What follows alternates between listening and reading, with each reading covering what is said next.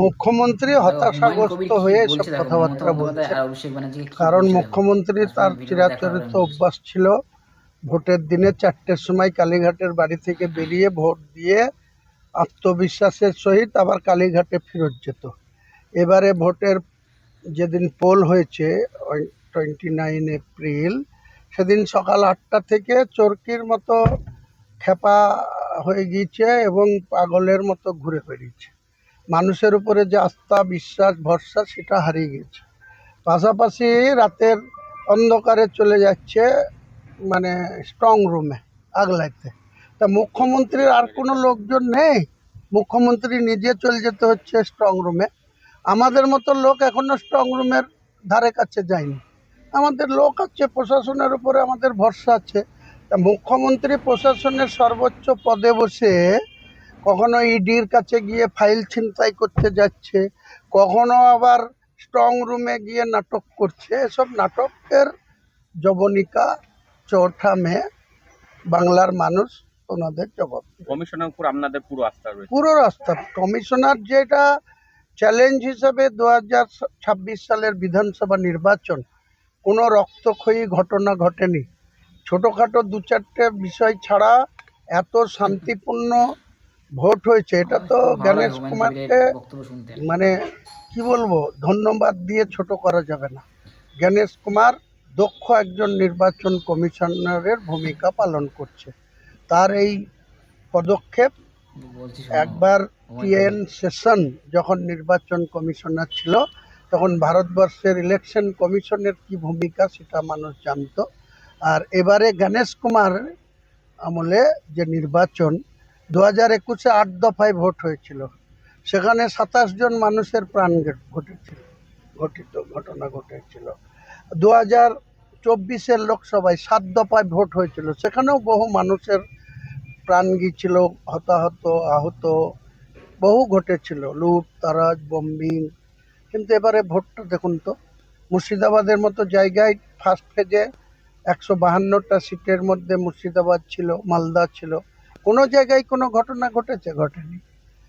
2-1টা বাদরামি করার চেষ্টা করেছিল নওদাতে, সে বাদরামিরাও জবাব পেয়ে গেছে।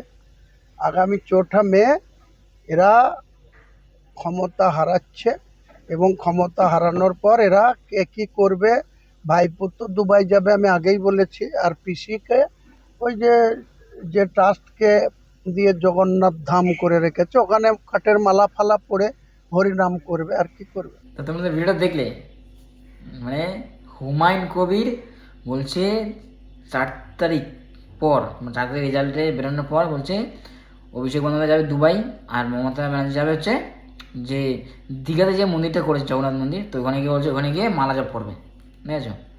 মানে হুমায়ুন কবির, আর হুমায়ুন কবিরের বক্তব্য শুনতে আমার খুব ভালো লাগে, হাসি পায় আর খুব ভালো লাগে। হুমায়ুন কবির বলছে এইসব কথা, তা তুমি কোথায় যাবে 4 তারিখের পরে সেটা ভাবো। আগে আগে নিজের চিন্তা করতে হয়, ঠিক আছে? ওদের চিন্তা করে দাও, ওরা কোথায় যাবে তোমার দেখা দরকার নেই। তুমি কোথায় যাবে 4 তারিখের পর সেটা দেখো। ভোটের দিন যা হলো, সবাই হাওয়া করছে, হাত পাকা দিয়ে হাওয়া করছে হুমায়ুন কবিরকে। মানে এত দৌড়াদৌড়ি হয়েছে, কোনো খাটনি হয়েছে না, হেলিকপ্টার ভাড়া করে প্রচার করেছে। হ্যাঁ, হুমায়ুন কবির বলছে আমাকে ছাড়া এই দল গঠন হবে না, রাজ্যে ক্ষমতা আসতে গেলে আমাকে দরকার। অনেক লেকচার মেরেছে, অনেক ভাষণ দিয়েছে হুমায়ুন কবির। এখন হচ্ছে কালকেই রেজাল্ট, কালকেই বোঝা যাবে কার কত ক্ষমতা, বা মানুষ ভালোবেসে ভোট দিয়েছে কাকে, কাকে চায় বাংলার মানুষ। পরিবর্তন না প্রত্যাবর্তন, কি চায় বাংলার মানুষ সেটাই দেখার বিষয়। কালকে যা হবে সবাই দেখবে, সকাল হতেই সবাই টিভির সামনে বসে থাকবে আর কি দেখার জন্য, আমিও থাকবো আর কি। এই হচ্ছে কথা। মানুষের রায় মেনে নিতে হবে। মানুষ যাকেই রায় দিয়ে থাকুক না কেন, সেটা মেনে নিতে হবে।